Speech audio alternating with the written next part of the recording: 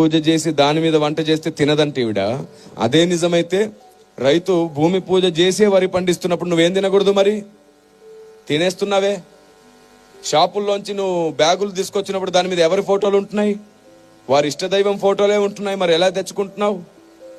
ఉదయం నువ్వు షాపుకి వెళ్ళి 1 కేజీ షుగర్ కావాలని అంటే ఫస్ట్ వాళ్ళు షాప్ తెరిచి ఏం చేస్తారు?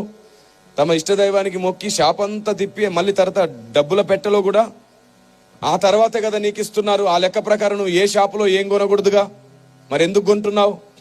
చివరికి కటింగ్ షాప్కి వెళ్తే కూడా వాడు పూజ చేయకుండా కట్ చేయట్లేదు. ఎందుకు కట్ చేయించుకుంటున్నావు? ఇలాగే ఆలోచిస్తూ పోతే నువ్వు బస్సు ఎక్కావు. బస్సు ఎక్కగానే ఖచ్చితంగా అతను ఏం చేస్తాడు? ఓ అగరొత్తి వెలిగించి పూజ చేసుకుంటాడు. ఆ తర్వాత బస్ స్టార్ట్ చేస్తాడు. ఆ లెక్క ప్రకారం నువ్వు ఏం ఎక్కకూడదు? ట్రైన్ని ఎవరో ఒక కేంద్ర మంత్రి వచ్చి పూజ చేసి ప్రారంభిస్తాడు ఆట. అలాగైతే నువ్వేం ఎక్కకూడదు? ఇలా ఆలోచిస్తే నువ్వు వేసుకున్న బట్టలు ఏదో ఒక షాపులో పూజ చేసినాక అమ్మారు. అప్పుడు నువ్వేం వేసుకోకూడదు? చూసారా? ఈ వీచే గాలి ఉంది చూసారు. ఈ గాలిని హైందవ సహోదరులు వాయుదేవుడా అని మొక్కుతారు. అప్పుడు నువ్వు ఏం పీల్చకూడదు? అప్పుడు కదా చచ్చూరుకుంటావు. బుద్ధి లేని లాజిక్లన్నీ పెట్టి క్రైస్తవ్యాన్ని ఇంకా వ్యతిరేకంగా శత్రువులుగా మార్చేస్తారా? సువార్తకి ఇంకా ఆటంకంగా నిలబడతారా? ఇలాగ ఆలోచిస్తే మీకు తెలుసా, మీరు వేసుకునే చెప్పులు, మనం వాడే ఫోన్,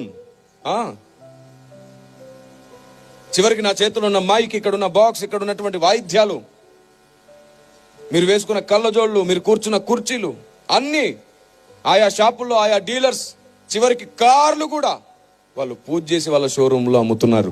ఆ లెక్క ప్రకారంగా మనం ఏ వస్తువు కొనలేంగా. ఇంకా మీకు బాగా ఇష్టమైన వస్తువు గురించి చెప్పనా? బంగారం. ఏ మార్వాడి అయినా పూజ చేయకుండా బంగారం తయారు చేస్తాడా? ఆలోచించిన ఆశాభంగం తెచ్చి ఇక్కడ పడేయండి. పాస్టర్లు అందరు కలిసి మళ్ళీ ఇదే కొత్త సంవత్సరం ఇంకా పెద్ద సభ పెడతారు. అప్పుడు మొత్తం మండలం వచ్చి సువార్త వింటారు. ఇక్కడ ఏంటి? బంగారం చూద్దాం. వేయగలరా? అమ్మో, ఇది నా బంగారం, పూజ చేసిన బంగారంగా. మరి ఇలా ఉంటుంది. చాలండి, ఇంకెంతకాలం ఈ అజ్ఞానం చెప్పండి. అందుకే మనకి ఏదైనా గొప్పగా అనిపిస్తే పరిగెత్తొద్దు. మోకరించి దేవుణ్ణి అడగండి, ఇది కరెక్టేనా ప్రభు అని. మన జ్ఞానానికి పరిధి ఉంది. ఆయన జ్ఞానం అమితమైనది. ఆమేన్. అనంత జ్ఞాని ఆయన.